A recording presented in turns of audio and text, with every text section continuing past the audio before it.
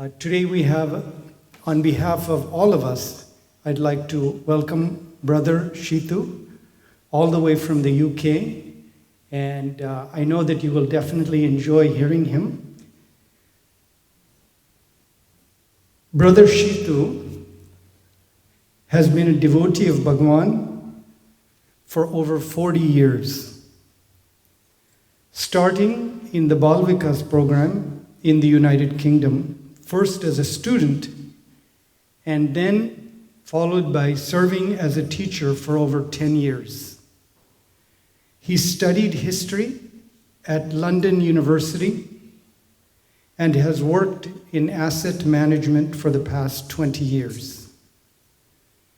He was appointed by Swami as the first International Youth Coordinator in 2007, and Bhagwan blessed him to travel around the world and conduct zonal youth conferences. Brother Shitu has served on the Central Trust of the United Kingdom and is currently serving as the Central Coordinator for Europe.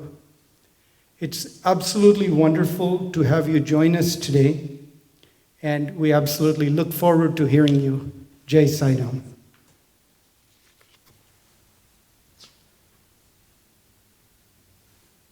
Beloved Swami, my loving pranams at your beautiful lotus feet. Respected elders, brothers and sisters, and my most loving young adults and Balvikas children, Jai Sai Ram. What do you think Bhagavan will be remembered for most? The rings and trinkets produced with a wave of a hand? The vibhuti and honey manifestations in countless homes around the world?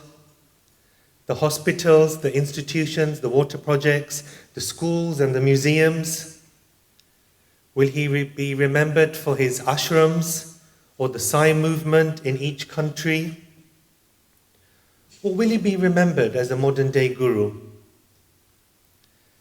Our beloved Swami will be remembered for the personal transformation that he has brought about in millions and billions of people throughout this world. Brothers and sisters, we are living examples of the Sathya Sai phenomenon, the greatest event of the 20th and 21st century. I am so grateful to our beloved Swami and the Sri Sathya Sai Global Council of USA for making it possible for me to come all this way to share my story, my thoughts and my experiences with my American Sai family. Each one of us has a unique experience and a unique story regarding those lovely intimate moments with our beloved Swami. Swami likes us to share these so they not only inspire and motivate people, but usually there is a valuable lesson and teaching that accompanies each experience for the person as well as the listener. I am but a single grain of sand on Bhagavan's vast shore, mingling with countless others like you with a unique tale to tell and experiences etched by the tides of life. Together we form the boundless beach where every grain holds a divine story, whispering its own sacred truth in the grand narrative of existence. William Blake, the great English poet, beautifully put it, "To see a world in a grain of sand and a heaven in a wildflower, hold infinity in the palm of your hand and eternity in an hour." The Buddha was right when he said, if you want to understand the universe, look deeply into the smallest grain of sand. Therefore, if you want to understand our Swami, look at that grain of sand, and enveloped in that grain of sand, you will find his majesty. Brothers and sisters, my life changed when Swami came into my life at the tender age of 9 years. Swami has been so kind to me over the years, and some of the experiences that I will share with you are a reminder to all of us of his omnipresent, omnipotent, and omniscient. We may forget him, but he will never forget or forsake us. Unlike many of you, I guess I needed a little more work in becoming the person Swami wanted me to become. Over the years, it was my job when I had the good fortune of Swami calling me to his feet in the interview room. At the end of the interview, Swami would give me a bag, a basket to hold, and in that basket there was lots of vibhuti packets. So my job was to hold this bag and walk around while he would take a whole heap full of vibhuti and give it to each person in the interview. One day, I had the courage. We were very close. His nose was almost touching mine, and sometimes when he turned to speak to a devotee, his hair would brush against mine. So I took the courage and said, "Swami, I want to be with you." Swami paused, and I thought any minute he's going to say yes. What did Swami say? No qualifications, and moved on. Swami is an extremely tough taskmaster and always expects perfection of us. But despite my many imperfections, he remains very patient, nurturing the hope that one day I will rise to meet his divine expectations. Now come with me on a journey back to the 1980s, to England, to a quiet town in London. In a modest home lived a devout couple and their only child. A 9-year-old boy sits late at night gazing out of the window at the stars, pondering the existence of God. Did he know I existed? Did he love me? Where was he? And why had he not revealed himself to me? That night, with an extremely heavy heart, I laid my head to sleep, feeling alone and empty. That night, this man in an orange robe and fuzzy hair came into my dream. Everywhere I looked, I could see his face. It was embossed in the stars, in the sun, in the moon, in the planets, in the stream, in the hills, in the mountains, in the animals. Everywhere I looked, I saw this beautiful, radiant face. Then the scene changed. And there stood this beautiful being dressed as an astronaut. Then he changed his clothes and he wore an outfit of a barrister. He changed again, and there I saw this beautiful being with fuzzy hair dressed as a cowboy. Little did I know that morning when I woke up very confused by this dream, pondering who this person was, that my life was about to change. Swami says regarding dreams that he wills a dream as a means of communication with the dreamer in order to grant him or her courage, confidence, and clarity of thought. Swami says, when I appear in a dream, it is to communicate something to the individual. It is not merely a dream, as is generally known. Do not think that these incidents you experience in your dream are stretches of your imagination. I was giving you answers thereby to all your doubts. Brothers and sisters, let's be very clear. I am not someone that particularly has regular dreams of Swami, maybe 1 in 5 years or so.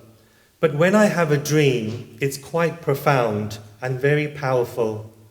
In fact, at the start of this year, on 1st of January 2024, I had a dream after many years in which Swami came to me. I was sitting in darshan with my wife, and Swami came up to me and he said, "I like it when you talk."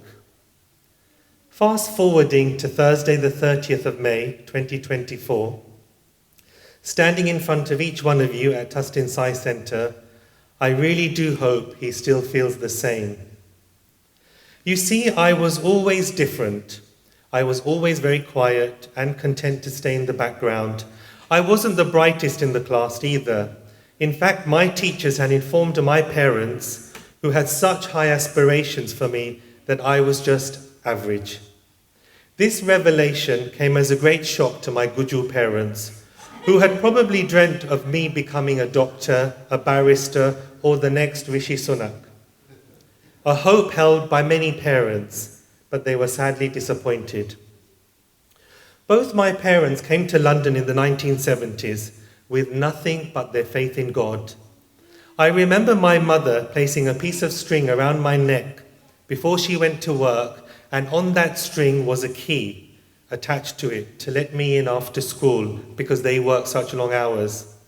Like many of our parents and grandparents, they have made countless sacrifices, settling in a foreign land, unfamiliar with the culture or language, all so that we could have a better life. I vividly recall my mother praying to our family deity, Mother Durga, saying, "He is your responsibility, please look after him." Our parents have always possessed an unshakable faith in God and continue to make so many sacrifices for us, enabling us to enjoy the lifestyles we have today. I share this with you to illustrate how simple and ordinary our lives were.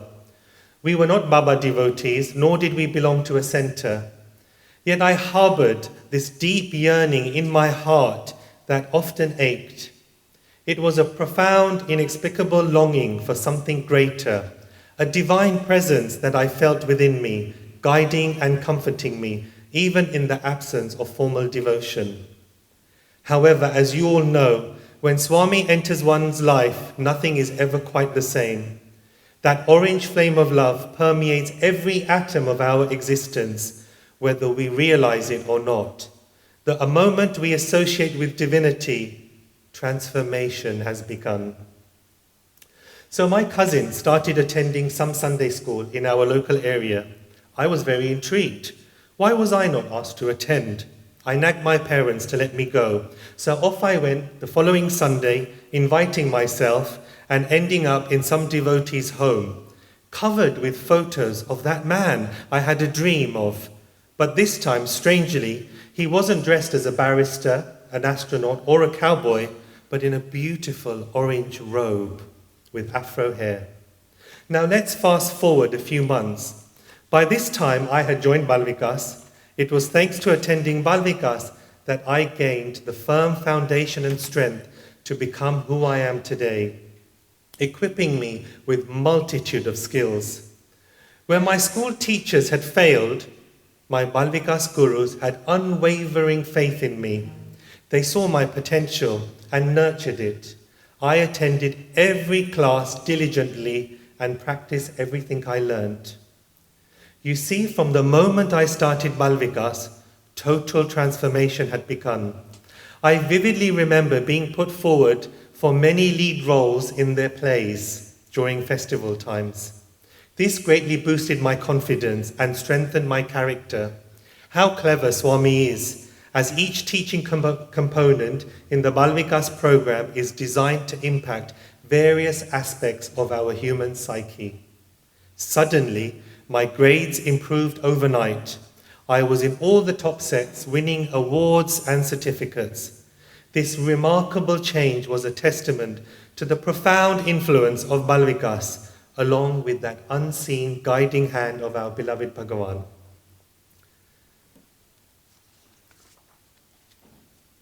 When I looked at these beautiful roses on your beautiful altar, when I was sitting there, it reminded me of a very beautiful story. How many of you ever wonder, does our Lord sit on this chair? I always did growing up, from the age of 9 onwards. Did he really sit there when we sang bhajans? What was he doing? Was he walking around? Did he just come in and come out? Did Swami really sit there? One year, it was my birthday, and the centre had organised bhajans just like you have, and our bhajans in our centre used to take place in someone's home. So it was my birthday that day, so I woke up very excited. My parents had left a birthday card for me. which I opened, and how very boring when your parents leave money in a card for you. So I was very excited. I thought any minute there may be a knock on the door, somebody may give a present, the phone will ring, my cousins may be ringing, but nothing. And throughout the day, I would go and pick up the old-fashioned phones that we used to have, put it to make sure that the phone line wasn't dead. Nobody called me. So anyway, I got ready, and a devotee came to pick me up to take me to the bhajans. I got to the bhajans thinking, I bet the centre has planned a surprise for me. Went inside, nobody said happy birthday. So I thought, okay, this is good. This is going to be a big surprise at the end. So we sat down, the bhajans started, very beautiful bhajans. And because I was quite young, the centre president would always put me in the front of Swami's chair. And my job was, at the beginning of every bhajan, to stand up and say, on behalf of all the devotees present here today, our most humble salutations are the beautiful lotus feet of Bhagavan Sri Sathya Sai Baba, and then I would sit down. And I did that. The bhajans were beautiful, the bhajans finished, and I kept looking to the left where the door was. Any minute, I bet you they're going to come with a beautiful birthday cake. Nothing happened. My heart broke, my heart sank when they started doing Loka Samasta. Everybody had forgotten my birthday. And birthdays are very special to me, as they are for every child. And then I knew nothing was going to happen when the centre president announced, we will now meditate for 1 minute. So I sat there as everybody meditated, and I said to Swami, I don't care that everyone has forgotten my birthday, but how can you, my beloved, forget my birthday? And then something crazy happened. They had placed a rose like you have on the armchair, and this invisible beloved Swami flicked it, and it went flying into my lap. Those elders who don't like to meditate, who had their eyes opened, suddenly gasped and said, Swami, because the rose literally flew and landed on my lap. Brothers and sisters, that's our Swami. Others may forget, but he will never forget or forsake us. The power of the name. Shirdi Baba says, my eye is ever on those who love me. Whatever you do, wherever you may be, ever bear this in mind. I am always aware of everything that happens. Sometimes we pray to God and wonder, does he really listen to our prayers? Can you imagine how many people must be praying to him, asking for favors? In the Narada Puran, it is said, in this age of Kali, there is no religion than glorifying the Lord by utterance of his holy name. And that is the injunction of all the revealed scriptures. There is no other way, there is no other way, there is no other way. The name of the Lord is so powerful that it made the heavy stones float in Treta Yuga when Lord Rama and his army had to cross the bridge to Lanka. It transformed a robber into a sage, Rishi Vashishta. And in this Kali Yuga, it makes our Lord, our Swami, drop everything and come running to our rescue when we are in trouble. Now let me tell you about a time when I was inches away from death and how the Lord saved me. It was Father's Day. We had gone to the Indian sort of version of London. My mother wanted to do some grocery shopping. So my father parked the car on the main road and he ran in to get a few groceries. Me and my mother were sitting in the car. I think we were on our way to a wedding or some sort of family engagement. My mother was sitting at the back, I was sitting in the front, and it was summer, the window was down. And we were just sitting there waiting for my father to come back, and suddenly I felt something very sharp on my neck. And this man started shouting to my mother, "Take your gold off and give me your money." The more he shouted, the more agitated she became, and she started crying and shouting. And the more she did that, the more angry this man got. And I could feel this very sharp, very big knife go into the side of my neck. And obviously when you're young, it's a lot thinner than it is now. And the more she screamed, it went in, and I thought any minute it's going to puncture and go right through. I remember the words of my Balvikas Guru, whenever you were in trouble, think of him. So I started calling out, Swami. I must have just said it once. The man became very agitated. He shouted at my mother and said, the next time I ask you for something, give it. And then he walked away. How strange. That, brothers and sisters, is our beloved Swami. Do not be fooled. He's not sitting in Puttaparthi. He's not in India. Whenever we call him, our Lord comes running. It reminds me of another story. When I was growing up, I had this intense desire to see Swami, and I wanted to go to Parthi. And to be called to Prashanti is truly a gift that one should never take for granted. Now, this one particular time, I didn't want to trouble my parents. Our parents have lots of bills to pay and lots of, expenses. And I used to silently pray to Swami and say, Swami, I want to come to you. Please call me. Find a way. Because if you have faith and if you trust him, I had faith that he will find a way. A letter came through the door that the government was running a scholarship that students could apply to. They would fund the scholarship. So I filled in this application form and I wrote that I wanted to go to Prashanti Nilayam. Now, this governmental scholarship, I can't just say I want to go and see God. So I wrote an elaborate answer about how I wanted to go and do research into SSEHV, Sathya Sai Education and Human Program. And I wrote a little bit about as much as I knew about the SSEHV program. Filled the form in, sent it. After a few days, I got a response back, which said out of 1,000+ applications, 10 people had been chosen to go to meet the Mayor of London in the very grand office that they have in the City of London, London Guildhall. So off I went in my suit, and I must have walked in to a room this size, very, very beautiful, and thinking that, this interview is probably one person, and I was very confident that I could win this person over. I walked in, and to my horror, there was a panel of 12 people. And in the middle of the panel sat the Lord Mayor with all his gold chains in this very beautiful, ornate room. The chair was put right where Jean is sitting, far away from this panel. So I sat there. And then it started. One after the other, they started blasting questions about SSEHV. I did not know much about SSEHV because remember, that was just an excuse for me to get to Parthi. I prayed to Swami because my Guru had told me, my Balvikas Guru, that whenever you are in trouble, you just have to pray to Swami. Just say, Swami, please speak through me. Please act through me. And Swami will do the rest. So I did that. One after the other, I was quite surprised. It was a very surreal moment that I was able to answer all these questions. The more questions they threw at me, the more brilliant answers that I gave back. And then the Lord Mayor said, thank you very much, we will let you know. Every morning, I would wake up and run down to see whether the post had come. Days went by, weeks went by, months went by, and I was so dejected.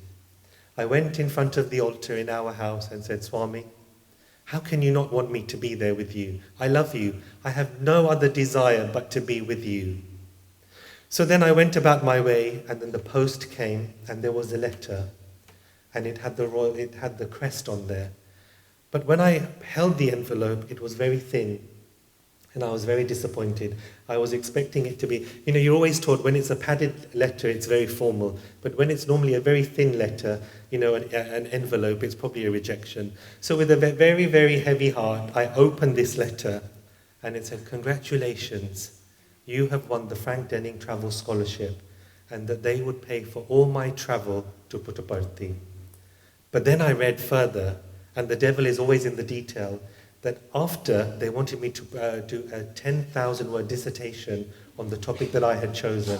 Oh, Swami, I did not know anything about Sathya Sai education, human values. I just wanted to come and be with you. So I used my brains and quickly wrote a letter to the then international chairman of the organization, Shri Indulal Shah. And I wrote to him that I've won this wonderful scholarship in SSEHV. Please can you help me? I would like to go to Parthi. not expecting a response, because why would Indubai want to write to an unknown person in the back of Beyond in London? Within days, I got a response back from Indubai to say, come to Mumbai, I will see you. So in that time, the check came from the government. I booked my ticket and landed up in Mumbai. Boy, was that tough. So for every day, for 1 week, I had to go and meet Indubai. And I don't know how many of you have heard of Indubai or know him. He is a very, very, very strict person. And I would sit in his office and he would lecture me for 2 to 3 hours on SSCHV and to gauge my response. After that 1 week, he said, okay, I think now you're ready to go to Puttaparthi. So I landed up in Puttaparthi, and then as we all have this problem, I got to the accommodation office and they said, sorry, single man on his own, young boy, we can't give you a room. What to do? Swami, there was test after test. Thankfully, a group from UK arrived, and they managed to put me in with that group, sharing a room with a few of the other boys. Swami was very kind. And I remember, so that summer, so Swami called, so let me go back. So darshan happened, and Swami was coming, and then he stopped in front of me and said, where is your group? So I said, Swami, there's no group, just me. And then he said, go. And my heart started beating. So I got up, went into the interview room, and Swami was very, very beautiful, very, very kind. We didn't talk about SSEHV, thankfully.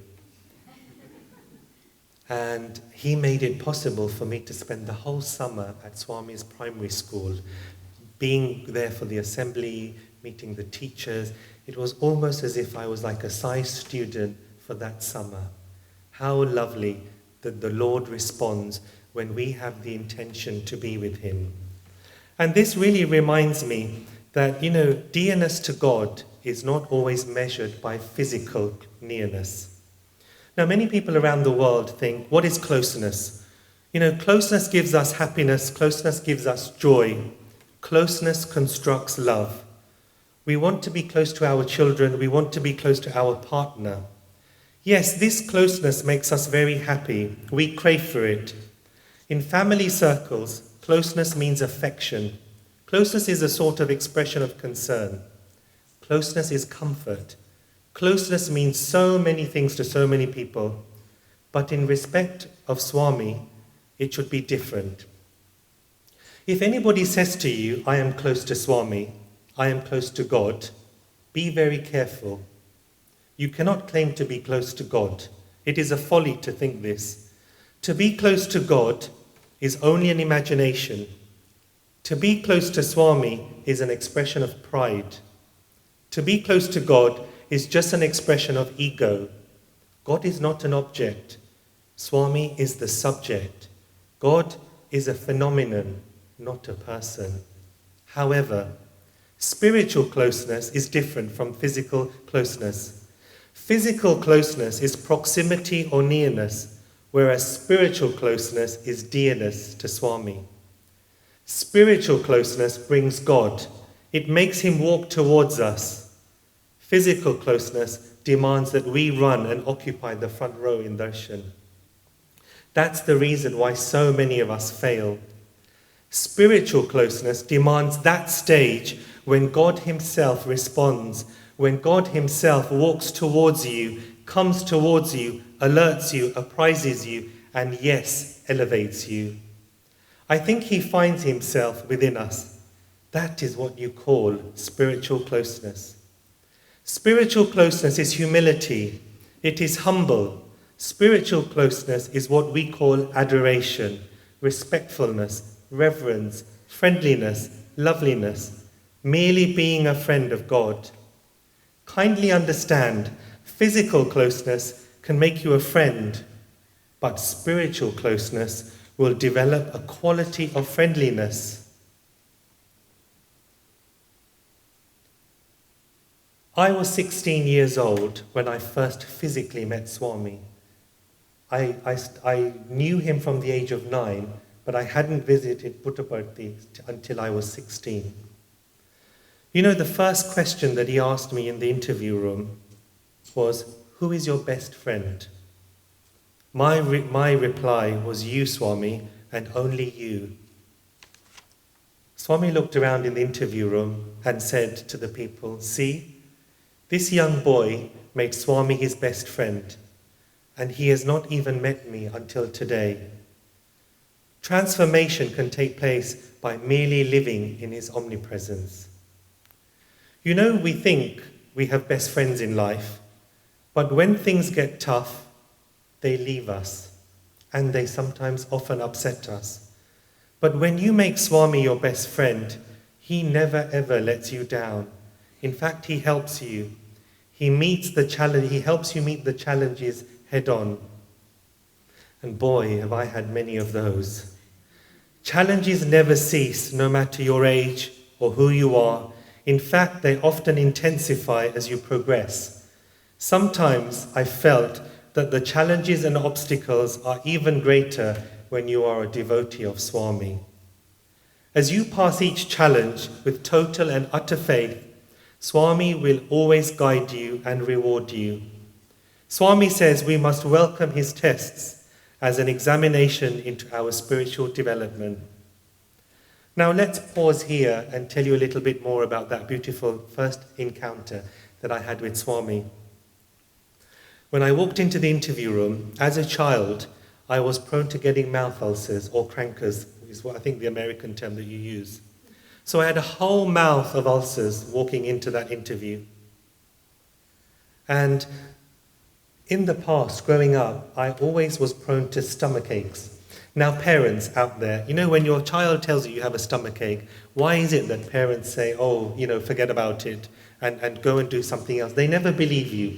So I always got this tough love for my parents. Whenever I said I had a really bad stomach ache, they were like, no, you'll be all right. You know, go and get on with whatever you're doing. So anyway, so I walk into this interview, mouth full of ulcers everywhere. And Swami was very loving. He waved his hand, and out of his hand came out this beautiful Mysore pak, which was very, very hot. He took a piece and put it in my mouth. And all I can say is I've never had a sweet like this ever. And those of you who know me, I have a terrible sweet tooth, and I love anything sweet. So anyway, so he put this piece in my mouth, and then he went round distributing it to all the others. Throughout the interview, he would ask questions, we would joke around. And you know, the Swami that you see when he closes that door and bolts that door and switches the fan on is a very different Swami to the one you see walking. The Swami you see walking in darshan is when he is that Purna Avatar, when he is that full majesty and the power, and he's connecting with each one of you. But in the interview room, he's just like each one of us. So we had a lovely conversation, and as he would ask me certain things and I would get the answers wrong, he would slap me. And then he asked me that magic question, the one that we always pine for, what do you want? And I had heard that he used to ask many devotees this question, what do you want? And it's no different to when Brahma appeared, when some ascetic has done, tapasya for hundreds and thousands of years, or Lord Shiva appearing and saying, what do you want? So the Lord said, what do you want? And I had prepared this answer from the age of 9. And you know what? Of all the things that I could have asked for, when the Lord said, what do you want? And what did I say? A ring, Swami. Swami retorted back and said, your wife will give you a ring, and took my throat and wobbled it around like that.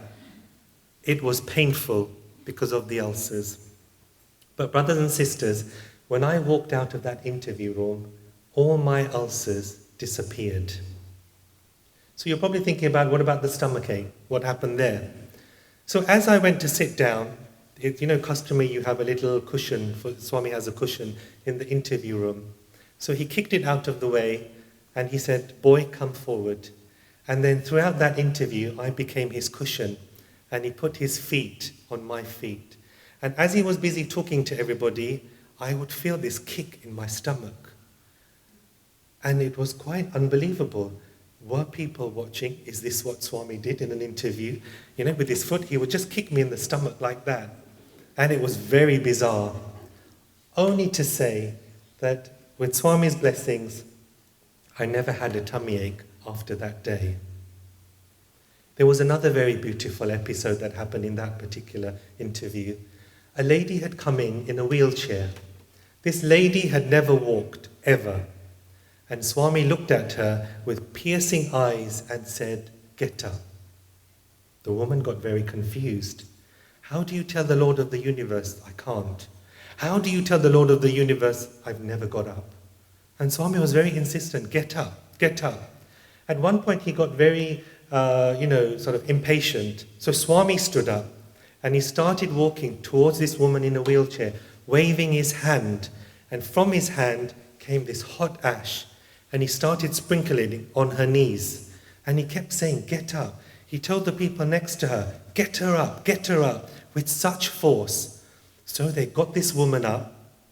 She stood up, having never stood up ever. And he looked at her legs with piercing eyes, and then said, close their wheelchair.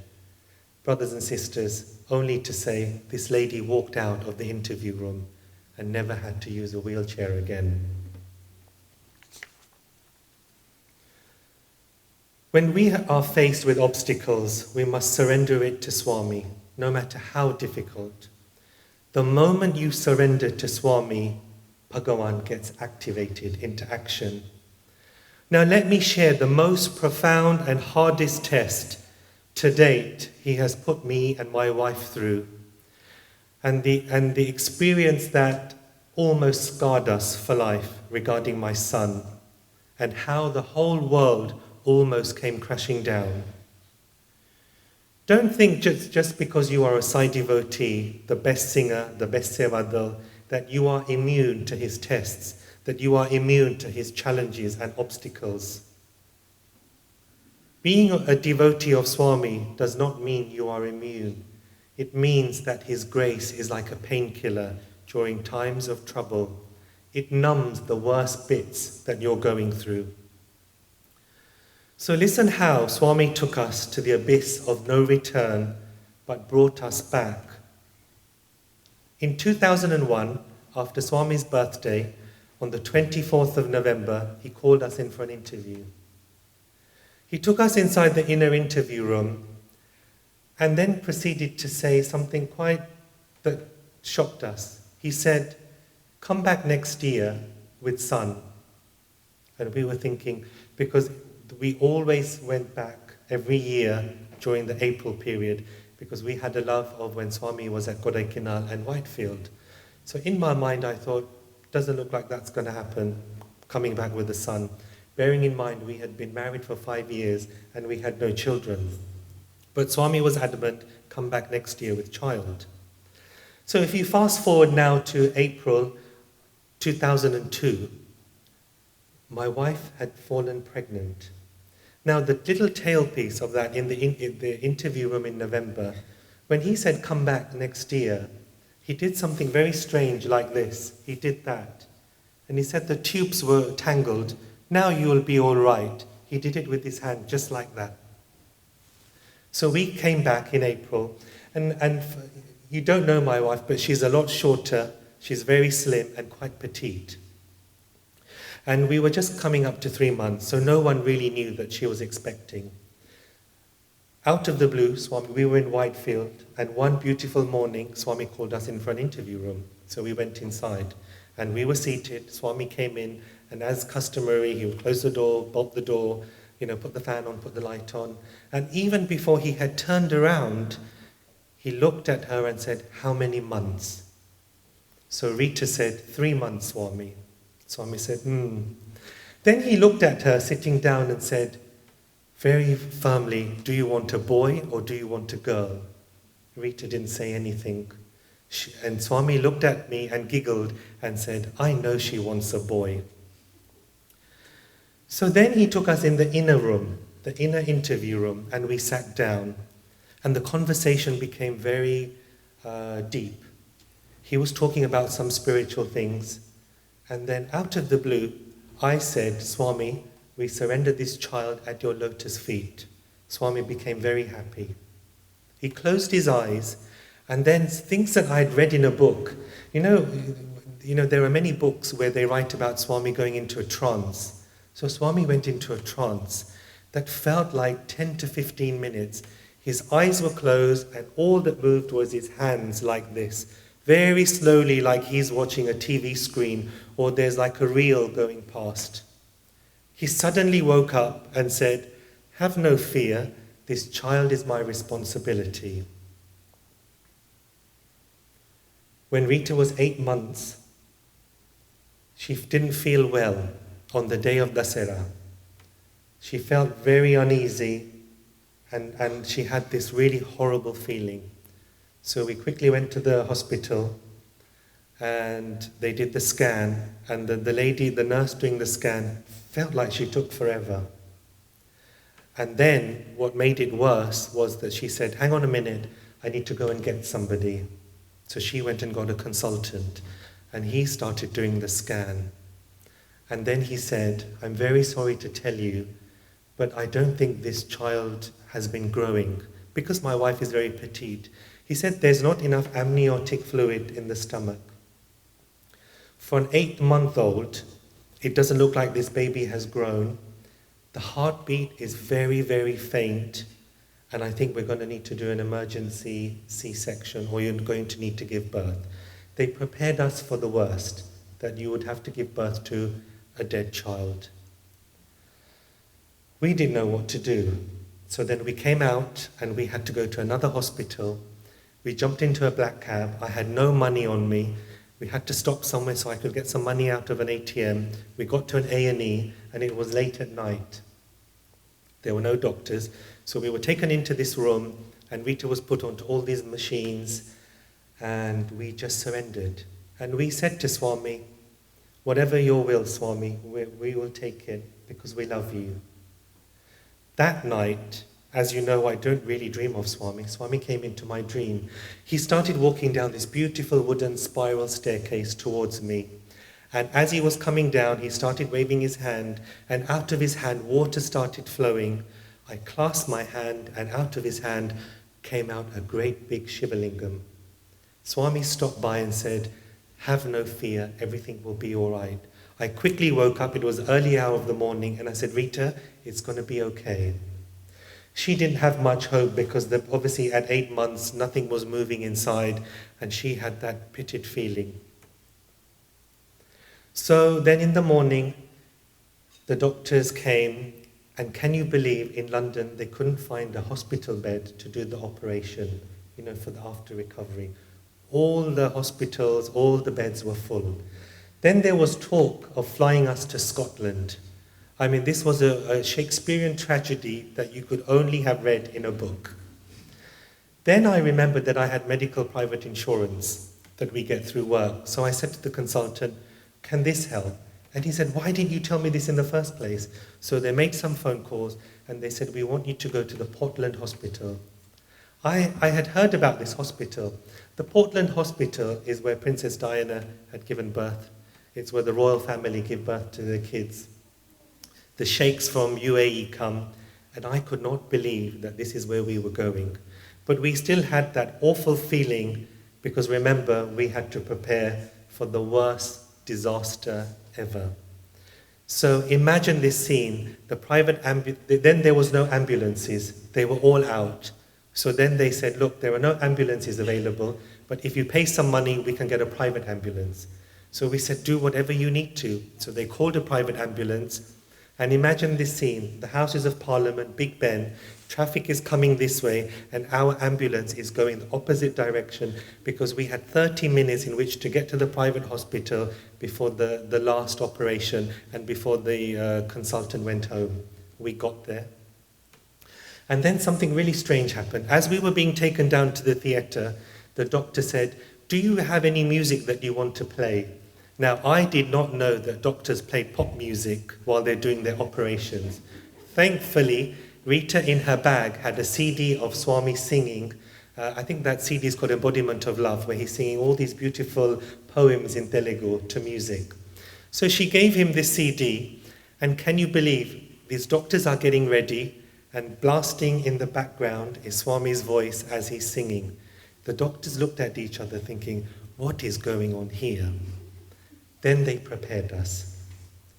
Madam, we're going to do a C-section. The child that's going to come out, or the baby, will not be fully formed, and they prepared you for the worst. Don't expect the baby to cry. And they sort of put a sheet. I was behind her, and we prepared to get ready for the worst. We prayed to Swami throughout. Whatever you want, Swami, we surrender to you. Needless to say, when the baby came out, it wasn't a small little size of an apple, but a great long sausage. And they put the baby on this table. It was lifeless. There was no sound. There was nothing. We paused, and then suddenly this baby started crying. What started off as a whimper got louder and louder, and the screams of this baby could be heard. Swami had brought the baby back. Swami had saved the baby. True to his words, this child is my responsibility. And he saved the little boy. So we named him Baby Sai, because Swami had said that he would name the child. And fast forward now 5 years, during the World Youth Conference, 2007, a week before the conference, we were all there very early, making preparations. One afternoon, Swami calls Dr. Goldstein to the podium. And what seemed like for 15 to 20 minutes, Swami is talking to Dr. Goldstein. Poor Dr. Goldstein is not understanding what Swami is saying, and Swami keeps repeating the same thing. Dr. Goldstein then rushes to me, where I was sitting on the portico, and he said, I don't know what Swami is saying, but he keeps saying, 5 years ago, I was with Mrs. Chudasama. 5 years ago, I was with Mrs. Chudasama. He kept repeating this. He said, Shitu, do you understand what Swami means? Because he just keeps saying that. I said, oh, Dr. Goldstein, 5 years ago was when Achintya was born. So, respected elders, brothers and sisters, Swami was with us during the most awful time ever. But when you have faith in Swami, when you trust him, Swami, that's when he makes the impossible possible. Once in an interview, Swami spoke at length about his tests. And I'm going to read out to you what he said. The more Swami tests you, you will have to excel with its results.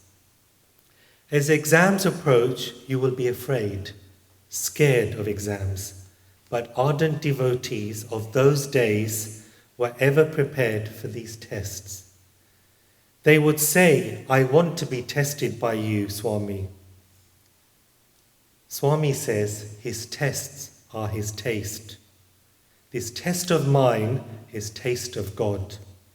You should ask for these tests, exams, to come quickly. Never ask for them to be delayed or postponed. Sooner you face these tests, the quicker you will ascend to a higher class. You are bound to be tested. You should face these tests to be promoted. So welcome these tests. Once I was sitting with Swami, and I was staring at the palm of his hand while he was talking to a devotee. He suddenly turned round and looked at me and said, Boy, do you know what is in this hand? He continued to say, the whole world, this whole Jagat is in my hand. What is Jagat? Jagat means coming and going, coming and going, coming and going. He continued, do not think about the world. Do not spend your time thinking about the world or about your relationships to individuals. These are all impermanent. They will not last. Pay attention to that which lasts, to that which is permanent. All things involving the world and human relationships have to do only with the body. The body is like a water bubble. The mind is like a mad monkey. So do not follow the body or the mind. Follow the voice of God. It was quite a profound conversation. You know, down through the ages, God has spoken to his devotees in many ways, through thunder, burning bushes, angelic messages, prophets, and divine incarnations. There are even stories in the Bible about God speaking to Elijah through a whisper. Though Swami is physically no longer with us, we must remember that he continues to speak to us, guide us, and teach us. We merely have to go within, and in the stillness of our hearts and minds is where we will hear his voice. We must never forget the work which he has started through us will always continue. We must remember that Swami's work through us in two ways: the work he does in us and the work he does through us. In Swami's very unique style, the work he does in us always results in the work he does through us. This work he does through us accomplishes one central thing: it makes us divine. Therefore, we must all be confident that he who began the good work in us will continue the work in us so that we may become good and shining lights to serve others. It reminds me, back in the day, I used to take youth pilgrimages to Prashanti Nilayam. And we used to do medical camps and a lot of seva activities, and Swami used to be very, very happy. So one time we got back, and I got a call from the then Prince Philip, the Duke of Edinburgh, to say, "We've heard that you are doing all these amazing things, and we would like to meet with you." So I got a formal letter to go to St. James's Palace to have an audience with the Duke of Edinburgh, the late Duke of Edinburgh, Prince Philip. Now, his private secretary, they always tell you, when the Duke comes, you do not go forward, you do not speak to him, you don't put your hand out. He may talk to you, he may not talk to you. And I was ushered into this room. There must have been about 3 or 4 of us. So I had no hope that why would he want to speak to me? In walks the Duke with his entourage and his private secretary, and he makes a beehive straight towards me with his hand out and said, "Ah, you're the organization that is doing so much. Tell me more." So I said to him that we draw our inspiration from Bhagavan Sri Sathya Sai Baba. He said, "Oh, very good. Tell me more about Bhagavan Sri Sathya Sai Baba. Who is he?" So then I did my little elevator pitch on the magnitude of what Swami is in a short space of time and the wonderful transformation that he's bringing in all these young adults. He was very pleased. And the meeting finished. A few weeks went by, and then we got a beautiful invitation from the Queen's private secretary to attend afternoon tea. So the Queen used to host, and now the King Charles does it, once or twice in a year, a garden party in their back garden. And their back garden is not like our back garden, it's like a whole city. So a beautiful invitation to attend this tea party. So we went to this tea party, and then we were taken to one side where we were then told that we were going to get a certificate for the work that the organization had been doing. So somebody came and they gave a talk about, the work that, some of the organizations that had been chosen. And then we had to go up. So me and Rita went. And then, when our names were called up, we went forward. A certificate was given. And when I looked at the certificate, it did not say Sri Sathya Sai Service Organization, United Kingdom. It just said Sri Sathya Sai. That's the glory of our Lord. Another time, let me just check the time, a meeting with Swami, he asked me, "Who was with you before your birth? Who is with you after your death? In the beginning there is God, and at the end there is only God. God has no beginning and no end. He is beyond birth and death." It is truly a divine marriage, God and devotee. And it reminds me of a story, the tailpiece, if you remember that first meeting where it was my job to hold that basket of vibhuti, where I asked to be with him, and he said no qualifications. A few years later, I was with Swami in an interview room, and Swami had said to me, I was sitting down, "Do you want marriage?" That's the worst thing you could have asked me, because I only wanted to serve Swami and be with him. So I said, "No, Swami." And then he started mumbling, and he was not very happy with me. And then for the rest of what seemed like 30 minutes, he totally ignored me. There was a couple from Latin America, and Swami very beautifully performed their wedding. He got them to sit right in front of them, and he waved his hand and materialized a beautiful Mangal Sutra for the lady. Then he materialized 2 rings which they put on each other. Then he started with his hands, and this beautiful flurry of rice grains just started coming as he showered this couple. They were in heaven, we were in heaven. Swami started chanting these wonderful Vedic verses. It was such a beautiful scene. How lucky. I was standing behind Swami as he was doing this. He suddenly turned around and said, "Do you want marriage?" I said, "Yes, Swami." He said, "With whom?" I said, "With you, Swami." And he slapped my chest and said, "Good answer."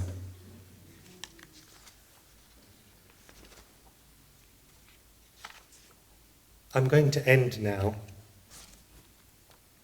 And I just want to end on the importance of going to Prashanti. Connection to Prashanti Nilayam is so very important. Some may argue that realization can be found anywhere, but I reply back that realization is not something easy. It's far more complex than the mind can fathom.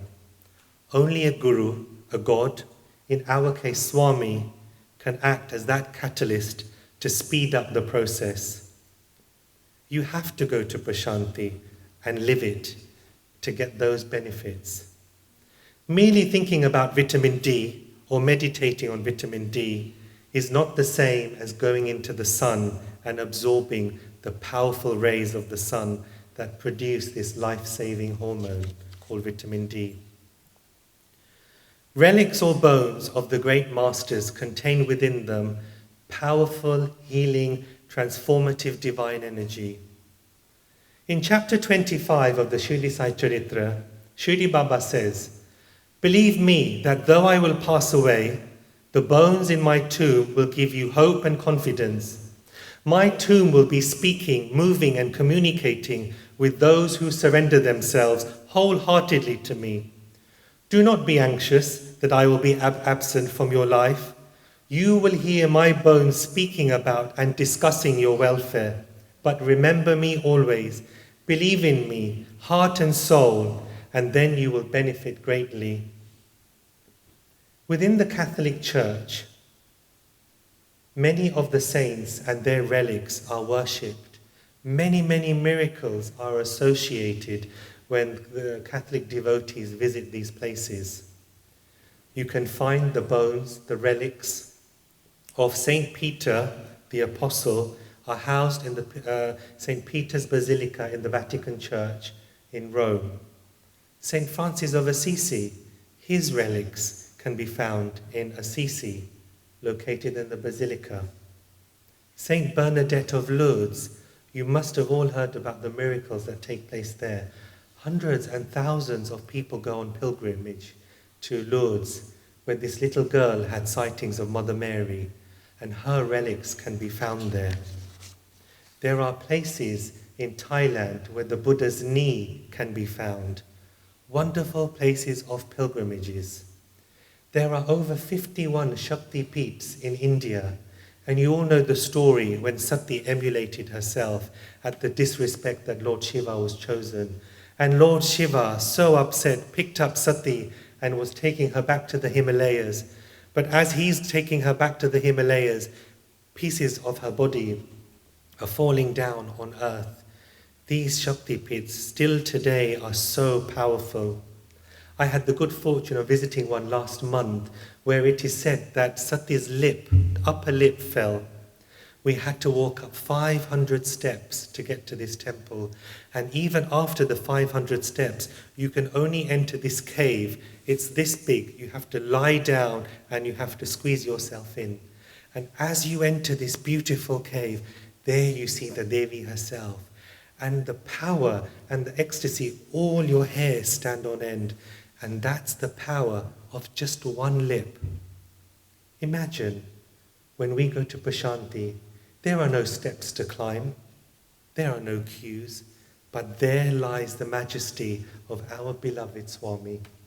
From top to toe, he's ever present, listening, guiding, loving, and helping each one of us.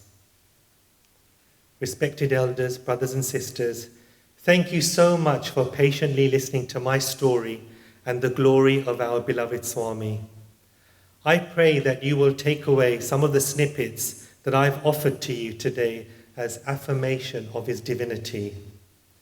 I hope it gives you courage and hope to all those of you who sit there and wonder if Swami really does notice them or if he loves them. You know, if Swami can hear my call far away in the midst of the British Isles, he truly hears all of your prayers too. We must always remember to follow and practice his teachings, love him unconditionally, and never let him go. Thank you for being such a lovely audience and for your generous hospitality and love. You know, as a boy, when I was growing up, I used to hear many, many wonderful things about Tustin Sai Center and the great legends that have stood here and spoken to each one of you. And I feel very blessed to now be one of those. Thank you, everybody. Jai Sai Ram.